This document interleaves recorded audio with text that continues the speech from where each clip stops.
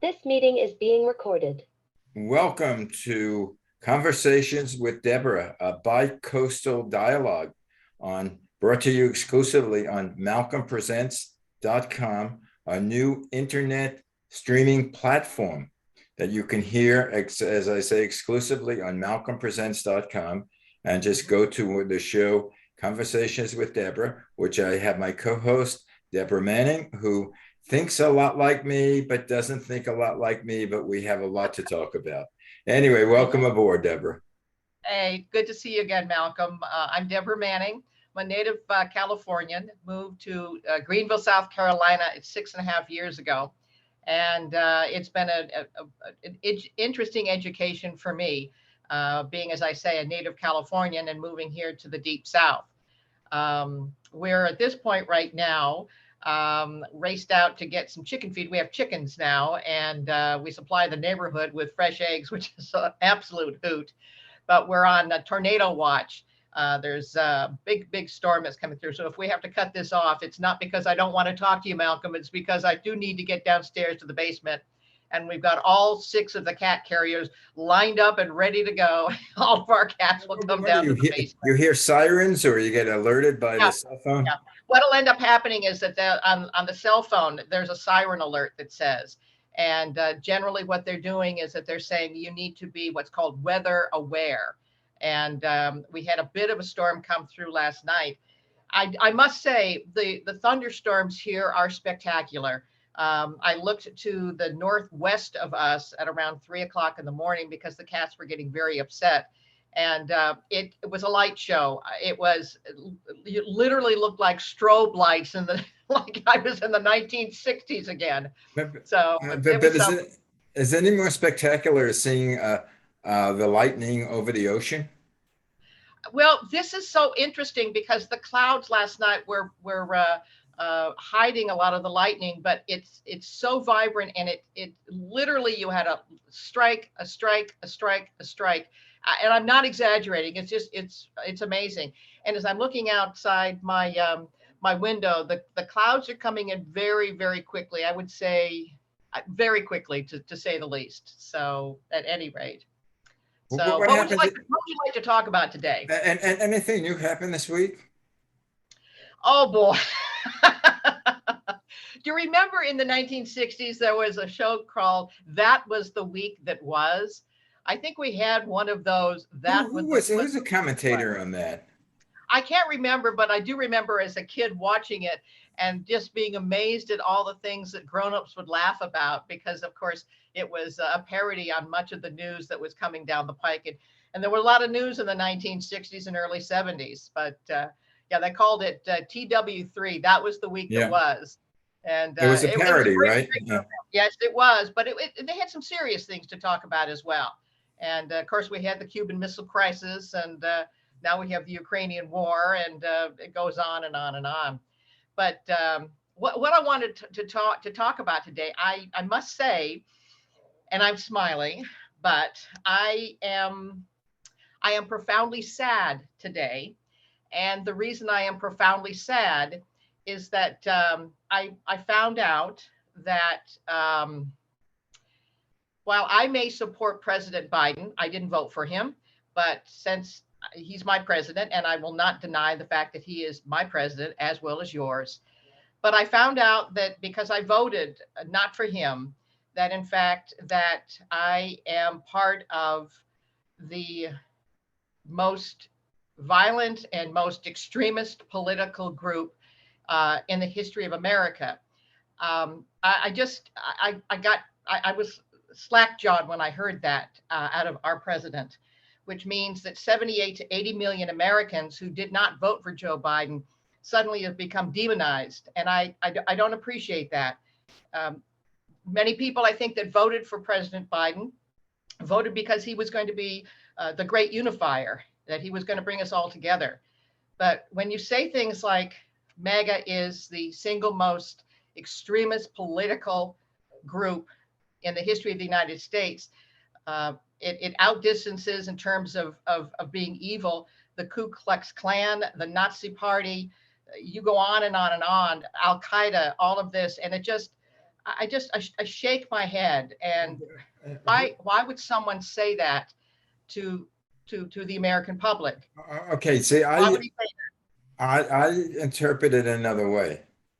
I interpret it as MAGA, or MAGA, is not the entire Republican Party and not the entire group that voted for the president. I would say they are the fringe part that right now are saying that Biden is not the president, that is a fixed election, that you can't trust the press, that the left press is lying to you, it's not telling you the truth, that the only truth that you can listen to are the people at Fox Broadcasting. This is Samaga. This is not the entire Republican Party. You are interpreting it as that's all the people that voted for Trump. And a lot of the people who voted for Trump are the people who, number one, didn't like Biden and is afraid of the extreme left of the Democratic Party and thought they would take over. It's not the majority of the Republicans. That's what I'm saying. You're taking that when he says MAGA, he means everybody in the Republican Party,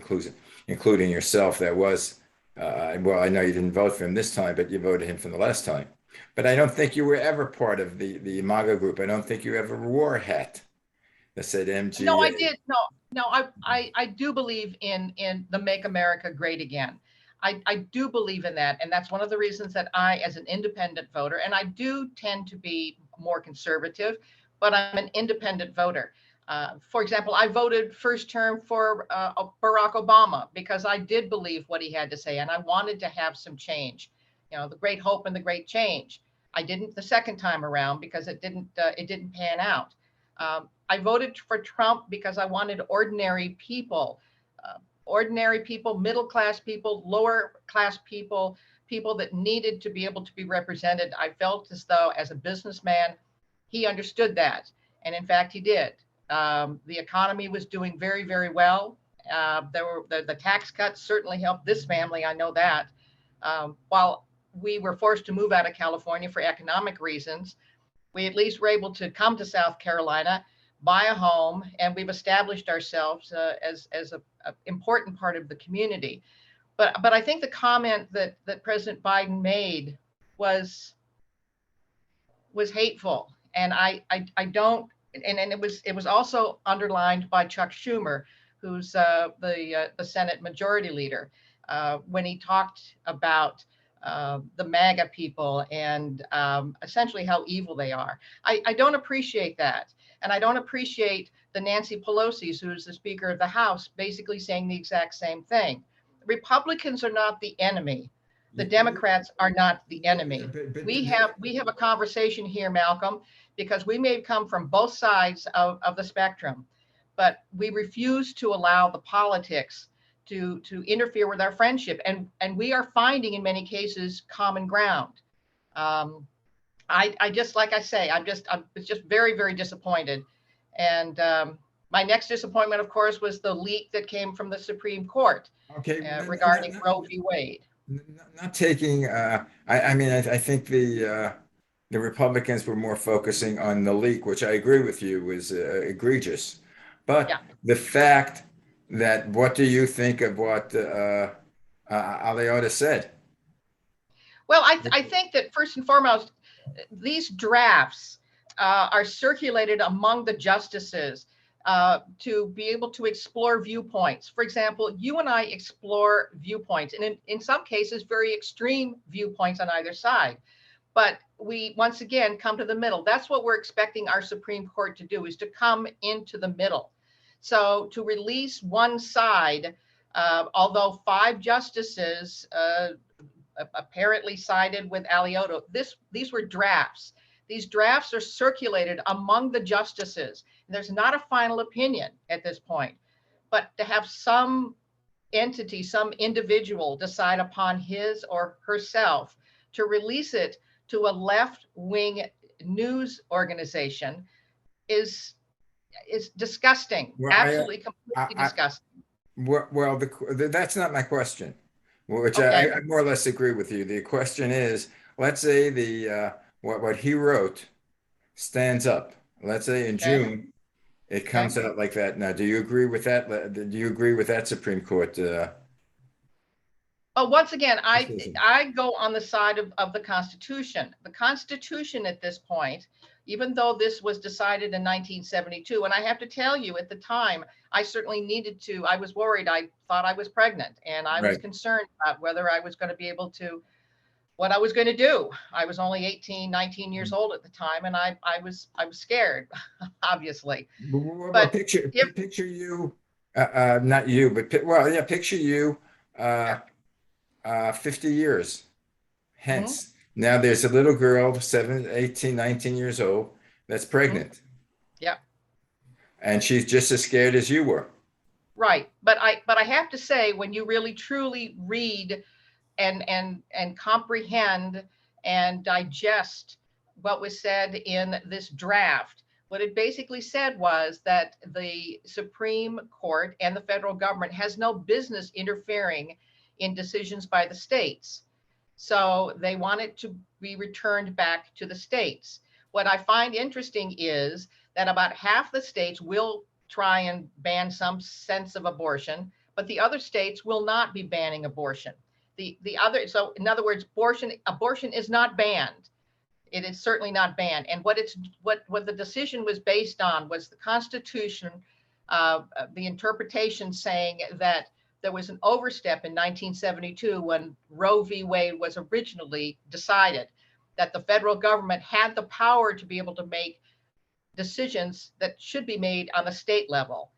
So I think all this is doing, it's just a mechanical situation that returns that decision back to the states. Yeah, but So wasn't the Roe v. Wade part of the whole thing is that the woman has rights to it's certain inalienable rights that she has, and one of those rights is the freedom for her own body, that no one can dictate what she could do with her own body.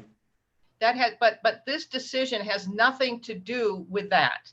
It Yeah, has to, no, it does, hear me out. It has to say that that decision needs to be made on a state level. And will, in fact, abortion be banned? It won't be banned. In fact, what you'll end up seeing is that you'll end up seeing states like California, New York, Illinois, those will become states, magnets for people, women who need to be able to abort their pregnancy. but The other issue that I continue to find just astonishing to me, I don't understand, if there was no birth control pills or birth control methods, then I would say, oh my God, how in the world can a woman have her sanctity of her own body?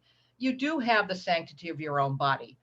Jiminy Christmas, birth control pills, all kinds of different things that you can do.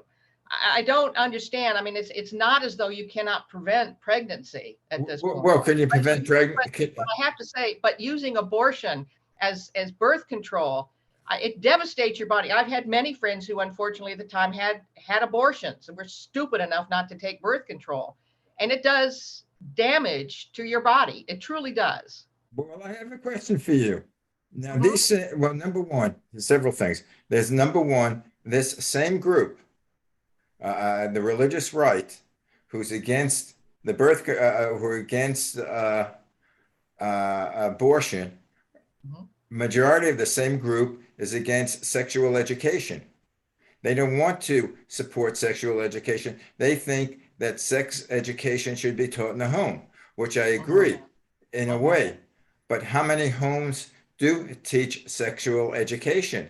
I would say a vast majority of the women pregnant never had the sexual education at home, so they would have to, get it, in school or on the Mhm, street. And then mhm. again, they are against all these, pills, and they're against the use of contraceptives. What they want to do, or a lot of the religious, is you should not have sex until you are married. Well, guess what? That's a state's decision. No, The no, no, no, no. citizens of an individual state, and that's what Roe v. Wade, if they were to overturn Roe v. Wade, would basically say it is the state's decision. It is not, if you want to abide by your religious convictions, then so You be can't, it. right? But as far as I gather, it's that the whole Roe v. Wade or the whole issue is not whether it's a state issue or a federal issue. What they're saying, it's neither. It's not a state nor a federal. You should not be the government should not tell you what to do. Well, It's a interestingly right. enough, It's a right of the individual. It's not a right of the then state. They can't take you. They can't take away free speech from you. It's your inalienable right. But we'll talk about Mayorkas' decision to do the Ministry of Truth decision in terms of censorship, and that's another discussion. So we yeah, won't get into that. to me that and as far as I think there are certain states that are also making it illegal for a woman to cross the border to get an abortion. So it's No, no, not no, where no. they have the I have freedom. not. I have done some research. There is not a single state that you cannot stop someone from going across the border. We're not in the old Soviet Union, for God's sakes. Well, there are that have.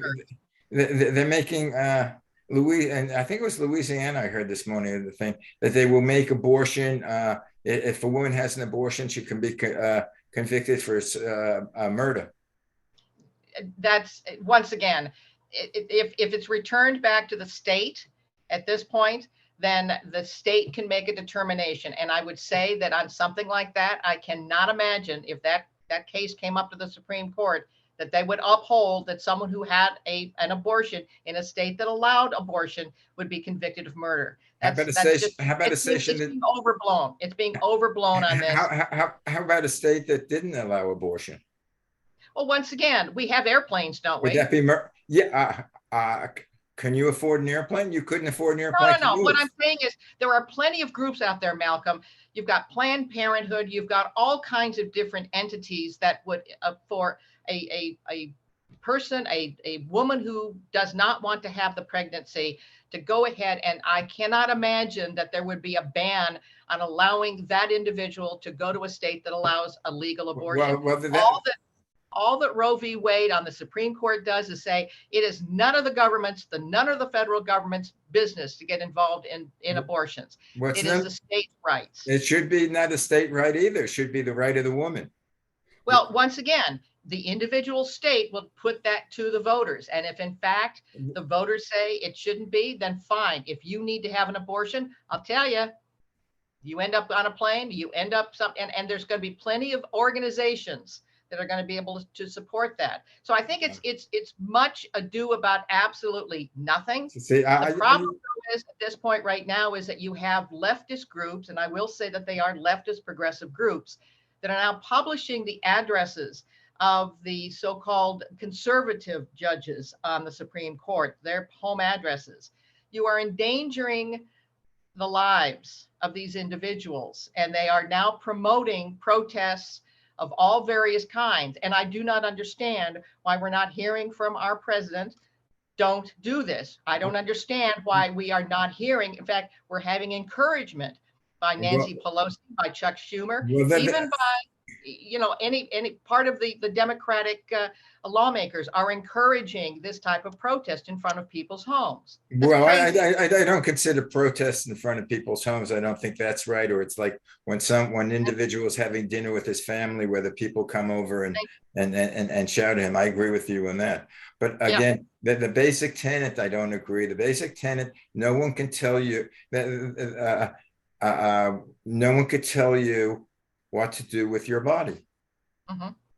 Well, once again, it's neither federal right nor is it state right. It is your right as an individual to do it. And once again, the individual states will go ahead and make that decision, because Roe v. Wade in 1972, they bulldozed over states' rights, which the Constitution says you can't do that.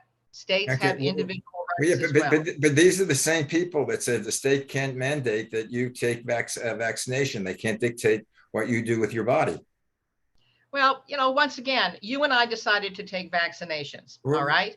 I have lots and lots of friends who decided they didn't want to take vaccinations. And I've also said to my friends, do not apologize, because if you don't want to take a vaccination, I'm fully vaccinated. I have my booster. I'm fine.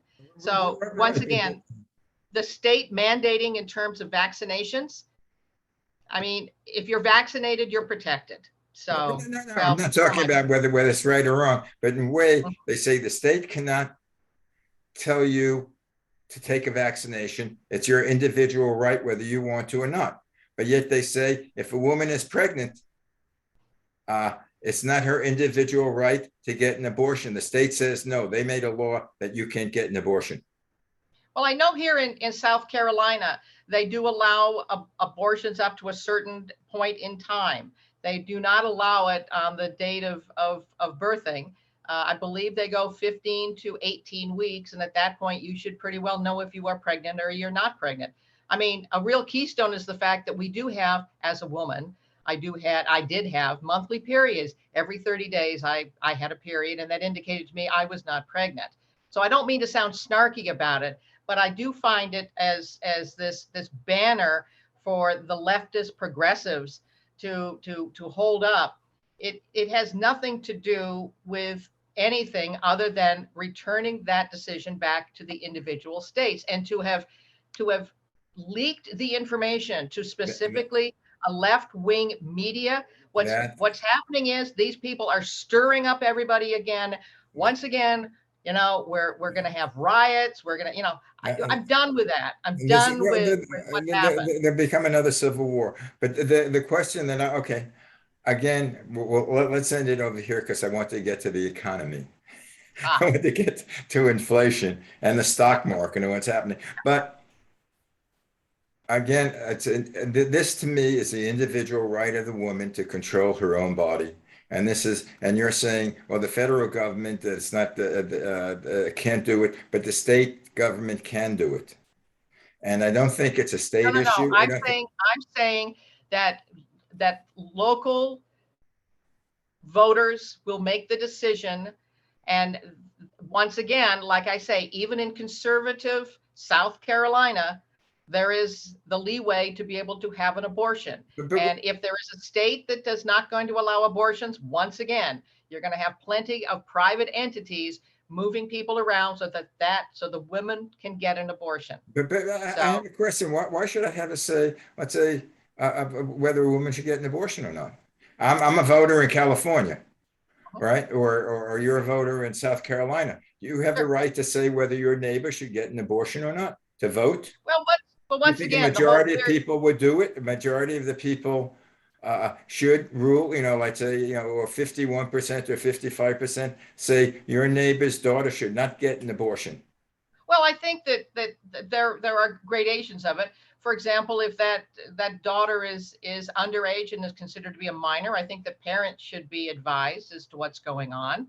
And in some cases in California, you don't have to tell the parents about any of this. This is quite an emotional thing. Having an abortion is quite an emotional situation for obviously the baby, but obviously for the woman as well. And to have a child under the age of 18 have an abortion without getting the parents' guidance is an aberration of the possibility of parents being able to comfort that child. Well, it's an aberration. It's an aberration of the parents, and a lot of these kids who do get pregnant, number one, don't know anything about birth control, and number two, don't know anything about sex and how people get pregnant. Because I remember I do know that we got our sex education beginning at about age 13, and I do remember having to go home, and I did have to have my mother sign a permission slip. So I was scared to death going to this class, to be honest with you. But anyway, what do you think about the market, the swings? It's indicative of a bear market. You're going to see 2 steps down and 1 step up. So when Jay Powell came out and said that we're only going to go a half point increase in the Fed funds rate, the market went streaking upwards. The Dow went up 900 points, which was the best gain since March of 2020, which was the beginning of COVID. And yesterday? The next day, somebody actually read his comments and went, wait a minute, I think we got a problem here. They're actually not taking off the table the possibility of next month 75 basis points, which is 0.75% increase in the in the Fed funds rate, because once again, what you do when you increase the Fed funds rate, you make borrowing of money far more difficult. And so as a result, the stock market just went kaplooey. And today we're having the same kind of a situation. I think that stock market is digesting it.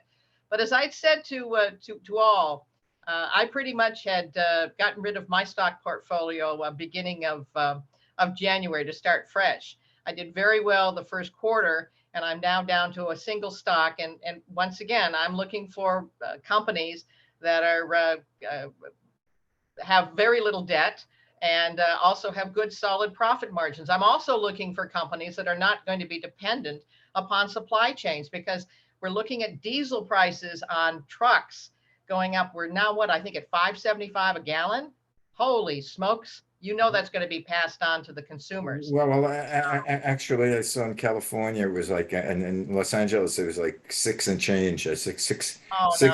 657 or something. I think that was as of yesterday. Well, you've got two ports. You've got the port down in Long Beach and Los Angeles, and one up in Northern California. So that's going to be very interesting. Which I didn't realize. Do you know the ports are really controlled by the individual cities they're in?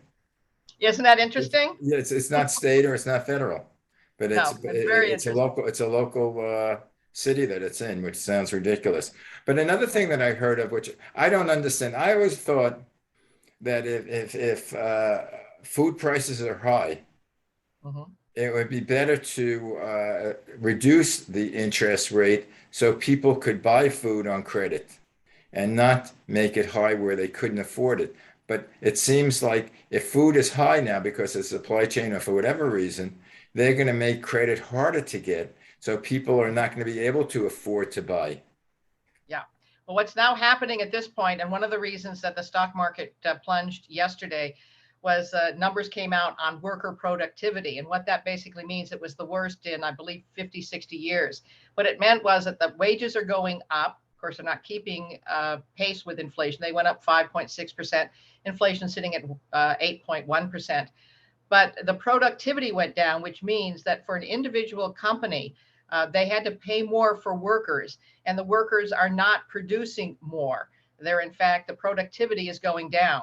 And as a result, those companies are starting to really feel this inflation crush, because not only are they having problems getting supplies in, but they're having to pay more to be able to produce those products because of the fact that you have to pay higher in terms of wages, which I don't have a problem paying higher with wages. When I had my own company, my God, I was paying people $20 an hour. But of course, I did a lot of profit sharing, and mine was, different. I look at things a little bit differently. I think that employees are absolutely the most precious thing that you can have, and you got to treat them right. Yeah, But once again, I found go out ahead. when I was I never owned my own company, but I ran some things that Sure. what I would do is I would hire the best people, Yep. and if I had to pay a little more, I paid a little more because they would be more productive, and there would be Yep. and they would need less supervision for Yep. someone that I paid less for but didn't know what the hell they were doing. I always That's hire the best exactly. people each individual level. Yeah, absolutely. In fact, that's exactly now what Amazon is doing. They fought back unionization, and what they're doing now with people who've been with them for a couple of years, they're in fact starting to increase their pay rate, which I think is the way to go. It really, truly is. You've got to keep your good people. You've got to. As a matter So, of fact, I forgot who it was because I was preparing to do the show, and I was mhm, listening to I think it was Fox, but mhm. the guy was saying that he disagrees with the fact that when the inflation gets high to increase the rate. He more or less agreed with me. That's not what you should do. That makes things worse. Yeah, well, you're starting to agree now with Art Laffer, which I guess he, of course, was on the Reagan team back in the 1980s. And what Art Laffer is now talking about is that we need fewer taxes and we need fewer regulations, and let the spirit, the animal spirit of America entrepreneurship to be able to solve this situation with inflation. We're being terribly overregulated, and of course, it's all stemming from the gasoline prices and the diesel prices. And I agree with you. we're starting to now see here in South Carolina, because I maintain a pretty strict budget. I'm really starting to see the increases of 20 to 30% of all places like Walmart, Publix, of course, and Ingles, where we do a lot of our shopping. And we're truly starting to see it, unfortunately. Oh, yeah. So We've been seeing in Los Angeles, but the fact is, what do you do about it? Do you make it harder for people to use their credit cards? Or what happens is they use their credit cards and then all of a sudden, like, their credit cards was 8%. And now in another 6 months, their credit card is going to be, 16%. Now, the question yep. is, if what happens is the Fed raises it by 0.5%, but you could be sure that the credit card companies are going to raise it by more. Why are they building into it? That's right. And that's the biggest criticism. Yeah. Why all of a sudden, if the Fed raises it 0.5%, the credit company is going to raise it 2.0% or 2.5%? They're very much on a tender edge here, because if they raise it up too high, then people will stop using credit cards. And now we're starting to see an incredible increase in credit card usage, which means people are running out of their savings and they're going ahead and using their credit cards. Right, but they're not necessarily doing it for leisure products. I agree. They're doing it for gasoline. They're doing it for I agree. food. So I why agree. should we be penalizing these people? I agree. wonder if there could be a gradation of credit cards. If you use your credit card for food or for gas or for necessity, you have a lower rate. If you use it to buy a 75-inch color television, then there should be a higher rate. Or if you buy an electric car, it should be a less rate. But if you buy a diesel engine car that burns a lot of gas, it should be a greater rate. Why So you're isn't sounding done more like like a that? capitalist every single day, Malcolm. See, we're coming to some middle ground here. I am a capitalist. Socialism part of me is, I think a government has a responsibility to take care of its people, not only to protect the people, from outside invasion. I think it's sort of like has to be a nurturing. Mm-hmm.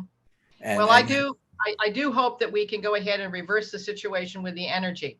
I know that now that President Biden is starting to rebuy and resupplying the strategic oil reserves, and unfortunately, he is buying it now at a high rate. He released the strategic oil reserves to be able to ease, and we saw it ease here in South Carolina by about 20 cents or so. We went down to about $3.53. It's now back up to $3.75 a gallon. Actually, our time is up, but what I'm going to have to do is I'm doing a green network, a show all about the climate crisis on a 24/7 basis that is going to be streamed, and you're going to become part of my board because you're going and by next year or the next 2 years, people are not going to recognize your opinions. Anyway, have a great week. Well, and we know we'll have a lot to speak about next week. We will. So, and I'll be able to tell you, I'm meeting Fish's daughter, my husband's daughter, and her boyfriend. We're going to Savannah, Georgia on Mother's Day. Savannah. So we're thrilled. Wow. Yes. Thrilled. By the way, speaking down south, if you have a chance, get to Kentucky. They have the Kentucky Derby tomorrow. Oh, I know. Where's my hat? And where's my mint julep? I'll speak to you next week. Bye. All right. Thank you, my dear. Bye-bye. Be careful with the tornadoes. I'll let you know. Okay. I'll let you know. Bye. Bye-bye now.